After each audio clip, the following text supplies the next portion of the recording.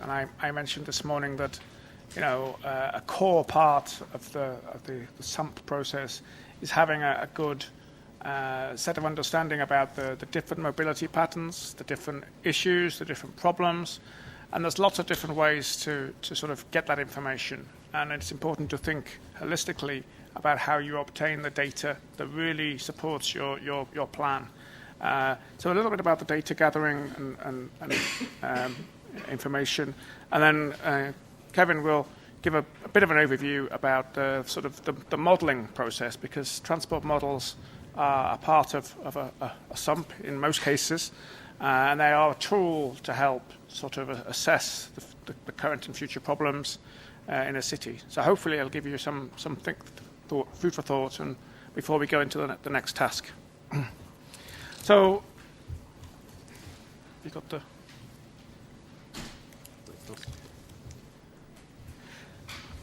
So, really, it's about having a set of multimodal data and information that really is showing the existing transport conditions and that can begin to assess future impact of different alternatives.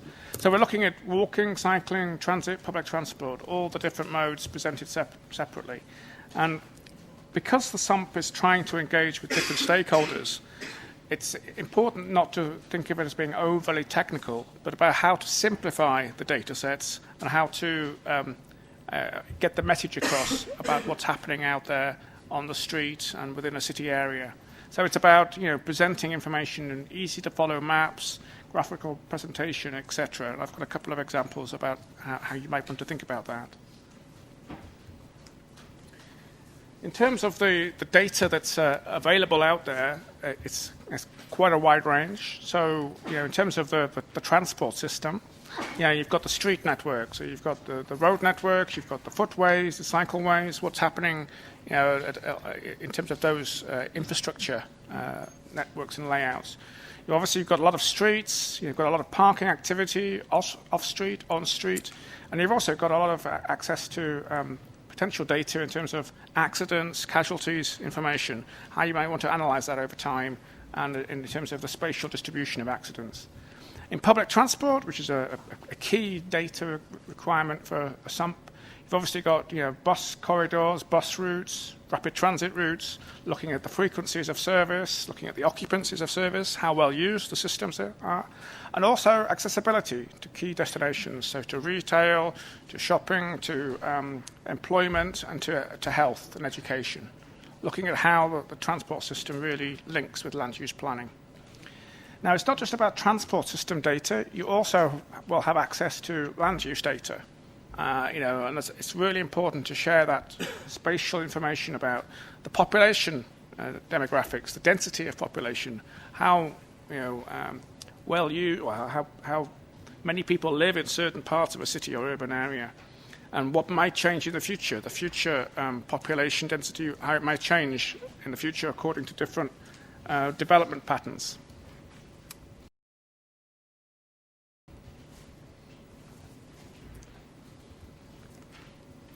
Now, it's all about having accurate data, and you've got to go through this sort of high-level data assessment to see what's missing and what gaps you might want to collect new data.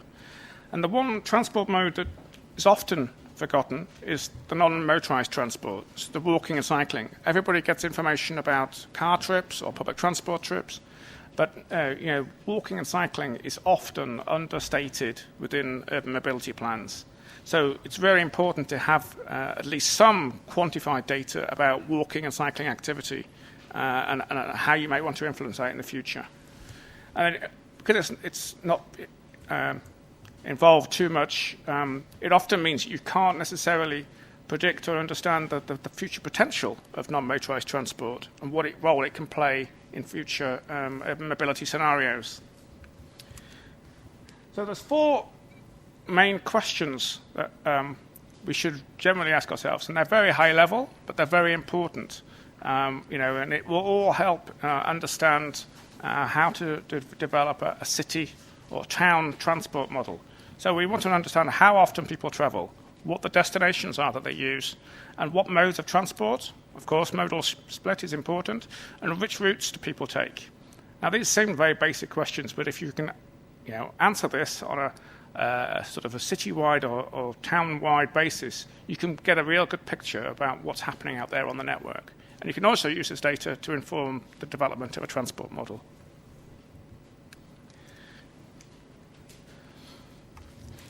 And it also relates to having good survey methods. Now, there's lots of different methods to get data on travel patterns. These days, using things like household travel surveys to get information on travel characteristics is very, very useful and very important. And you can begin to sort of understand the different travel patterns for different parts of society, how the elderly travel to their destination, how people go to work, how people go to school, and the sort of the level of frequency that they use different modes of transport. And you can look at it across lots of different districts using a sampling technique for your households. Now, the issue about walking and cycling and the fact that it's often neglected, I think one of the key points is about that, if people are making short distance trips, like less than a kilometre, that tends to indicate that there's a lot of sort of well-used land uses close to each other, and that can, enable you to focus on maybe integrating transport and land use more successfully. So this whole distance factor, if people are making short trips, then you can begin to encourage maybe more walking and cycling activity, because a 1 kilometre distance is quite convenient for those modes of transport. So the whole distance versus mode of transport is quite an important dynamic to look at within a defined urban centre. The shorter distance means that you can have more walking, cycling activity. You can encourage that more fully. Now, the modelling process, which Karen will briefly give an overview in a short while, is really looking at how trips are generated within an urban centre. What is the overall distribution pattern for trips by different modes, and what kind of assignment on the network, how those trips are made. And it's this kind of background data which really gives you the baseline about how people make their trips and how you may want to influence it in the future.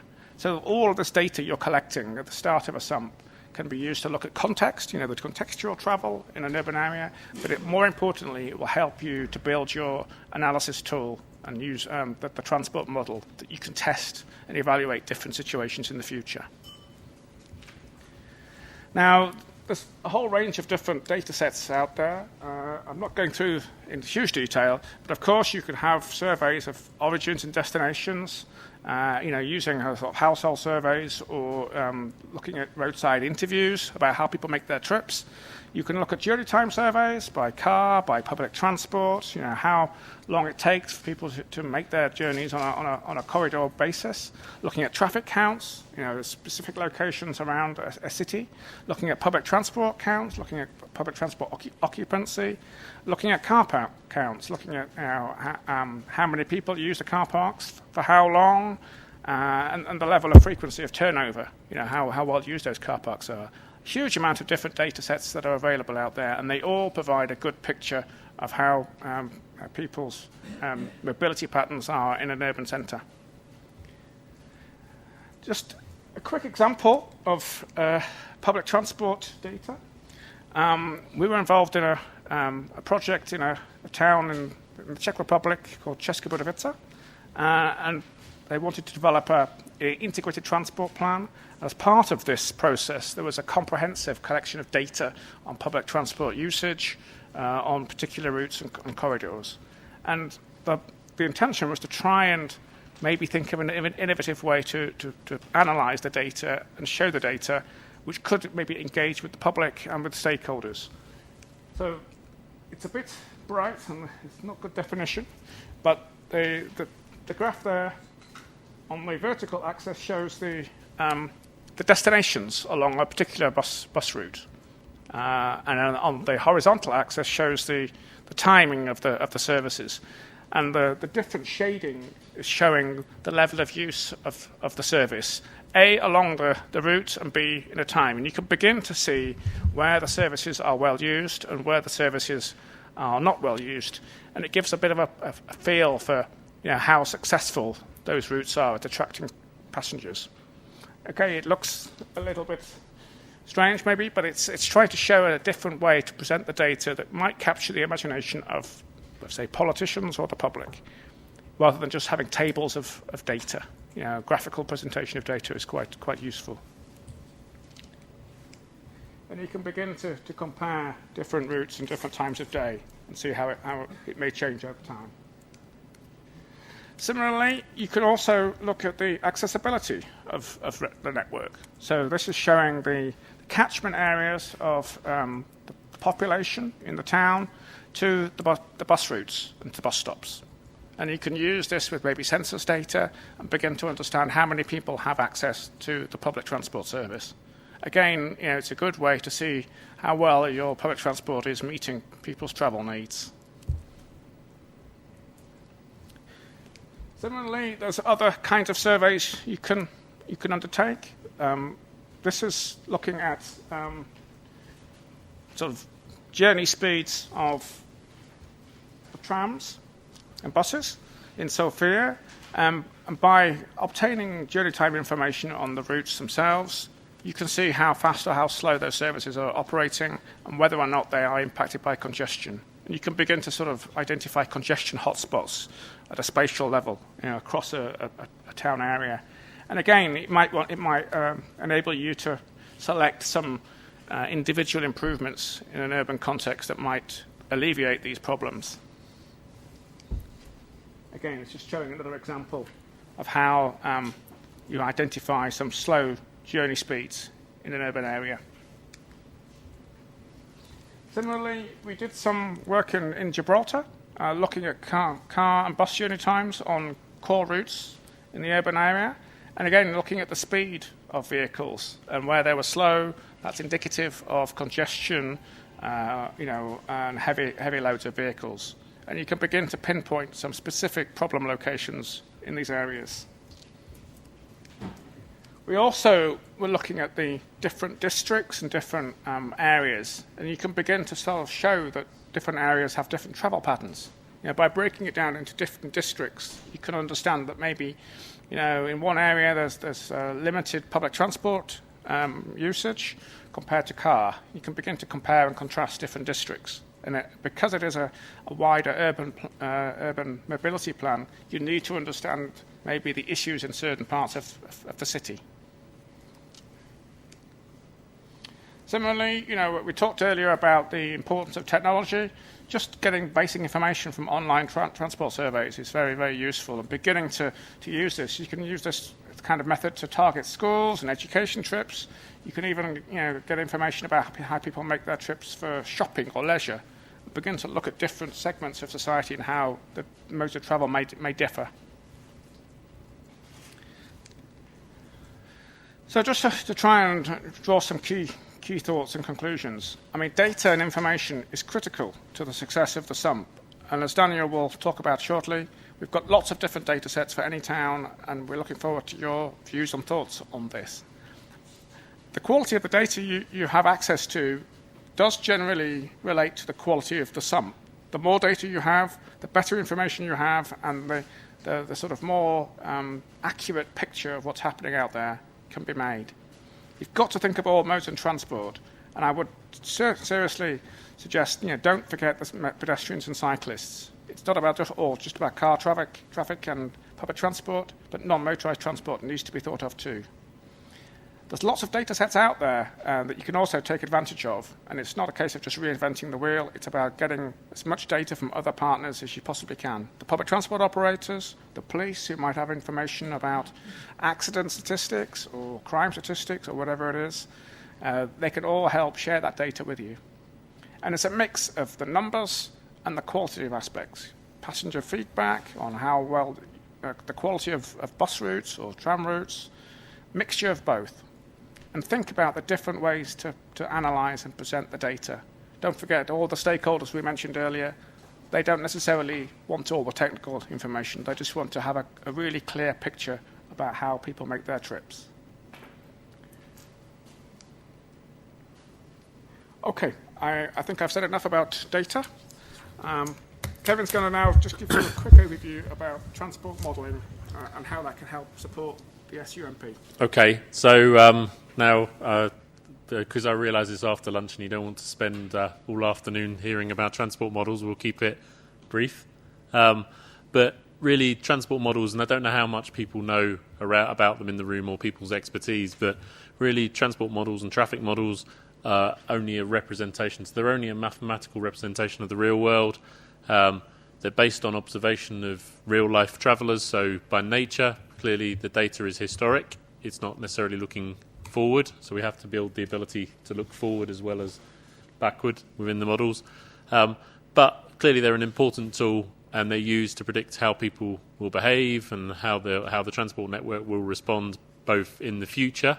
So it's important to understand, the future, but also the tool, the use for the SUMP is also to look at different strategies and schemes and policies and how they would react, and the responses of those different scenarios that might occur. So, why do we need a transport model? To inform the Sustainable Mobility Plan process, to support capital investment in towns and cities. Yes, clearly it's important that if we have quantified information, that this is able to back us up and give us justification for why we're asking for money for schemes. Simple. But also to provide that quantitative and objective evidence to support the long-term vision for urban areas, and what considerations for a good transport model should EU cities make? Well, it's about data, it's about functionality, and it's about the software that's available to us. So we have to consider these things as important factors. And why do we use a model? Very basic, but we need to understand what will happen if we do nothing. What happens if we predict future problems and related to growth? And growth can be both economic growth and population growth or population change. How effective are the alternative interventions? If we don't have a tool to analyse this, then clearly we're just putting a finger in the air and guessing. They help decide the best option. Clearly they're a tool, and I do emphasise they're only one tool. They're not the answer, and I think people often make the mistake that the model is the answer to everything, but it's not. We have to put it in a balanced series of data collection and data analysis, and analysis of both quantified and qualitative data. And yes, clearly, if we get the answers in an effective manner, they can start to help us obtain funding or from banks or financial institutions. So we can start to use these as tools.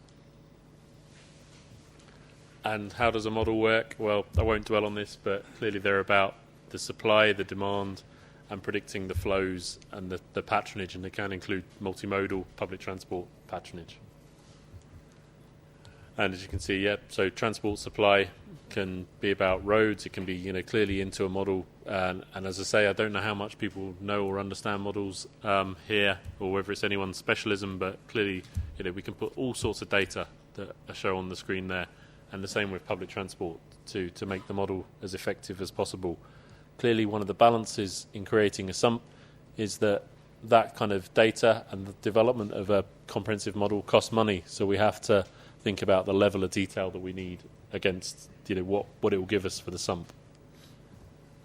We need to include things like mode of travel, purpose of trip, where do people want to go, and we need to think about taking, if we can, different types of travellers, so residents, tourists, commuters. How can we reflect different needs in the demand of a model? And clearly, I think possibly the most important is we require good quality data if we're going to create a model. It needs to be, a proper model needs good quality survey data to give realistic results. Otherwise, we're basing all our analysis on something that's flawed. And clearly, the other kind of issues we need to think about is what are the zones. We then calculate the numbers of trips. We then start to think about sort of surveys that we need to get this information, and sort of where people will travel to and from. We can start to predict how demand and sort of how demand will happen. Sorry, I just need to move this one forward, Mark. That's it. So in terms of outputs, so from the base model, we need to look at observed data. So we need to use traffic counts. We need to use journey times. models will never be a perfect match. So, there are guidelines out there, as I'm sure many of you are aware, on how to make sure that models are as calibrated and as validated as possible for the task that we're going to use them for. And just a simple sort of diagram about forecasting, ranging from taking the base year model through to population changes, adding in population changes and committed network changes, things that we know are already going to happen, creating a do minimum model, and then working in different scenarios. So, simple process. And clearly, the kind of things that we can look at there are things like congestion hotspots, link flows, and we can use a model for all sorts of things, depending on the data that we've put into it. And start to compare comparisons of options. So this one is about looking at sort of different options for sort of average journey time. So looking at the results of this for a scenario and simple sort of comparison. And this kind of thing in a report, and a SUMPS report, SUMPS documents, can help people understand very easily the differences. Now, I wanted to focus a little bit on software. Clearly, there's a lot of packages out there that can do the job. So, getting the right software is important, and we'd always recommend off-the-shelf software as opposed to trying to develop something necessarily yourself, because clearly these tools have been developed over a number of years and they're tried and tested. But I think perhaps maybe the most important thing I can say about modelling, particularly to municipalities and cities, is how do you've got to consider the things behind it. A lot of people can hire a consultant to develop a model for them, but actually the important things are who will own and run the model. So when that consultant's gone and taken the money and given you a nice pretty model, how are you going to run that? How are you going to maintain it? Have you got the resources to do this? How do you specify the model in the first place? So thinking about this, and often actually grouping places together, so grouping a series of experts together to work out these factors across a number of cities is actually a good answer to do this. But a lot of people forget that actually a model, you need to be getting the specification right, but you also need to think about how you use it beyond, and the kind of things that consultants, and I'm a consultant, so I understand these things. The kind of thing they put in is a clause on we will do the model run, or we will own the model. And do you really, as a municipality, want to be stuck with those kind of issues going forward, or do you actually and have you got the expertise internally to be able to do this? Maybe a job that occurs once every few years. So, kind of thing to think about. What is the most used software, and how do you keep that software up to date? So just to give you sort of an indication, a quick indication of the population sizes, and I think this diagram is quite important, really, to think about the kind of levels of model and the model hierarchy that you might need in a city. So, for example, in a city of maybe more than 100,000 people, you might have a complex network of public transport with lots of routes of multiple modes. So you might have trams, trolleybus, lots of taxis and all sorts of public transport. You might have a dense road network with lots of sort of numerous routing options for traffic along different route opportunities, and you might have congestion occurring typically at certain periods of the day. In a level 2 city of say 40,000 to 100,000 people, you might have a more moderate public transport service with maybe slightly less number of modes, but still some interchange opportunities. And the road network might still be quite compact, but it might have, say, a compact urban centre, historical urban centre, with a number of approach roads. And then in, say, a level 3 city of maybe less than 40,000 people, you might have very few public transport services, with virtually no public transport services, or very few routes, very little opportunity or choice. And similarly, you might have a simple road network that really comprises of a number of main roads meeting at a number of key junctions. So we have to think about then the level of modelling that we need for each of these levels of city. And there's no point in building an over-complex model for a very small city, for example. So the kind of thing that we might do then is that level 1 have a variable demand model, which kind of includes the road network, the public transport network, and has lots of demand matrices, has some mode share model built into this. At level 2, that mid-sized city, we might take that more simple, but we might have a more simple modal share model.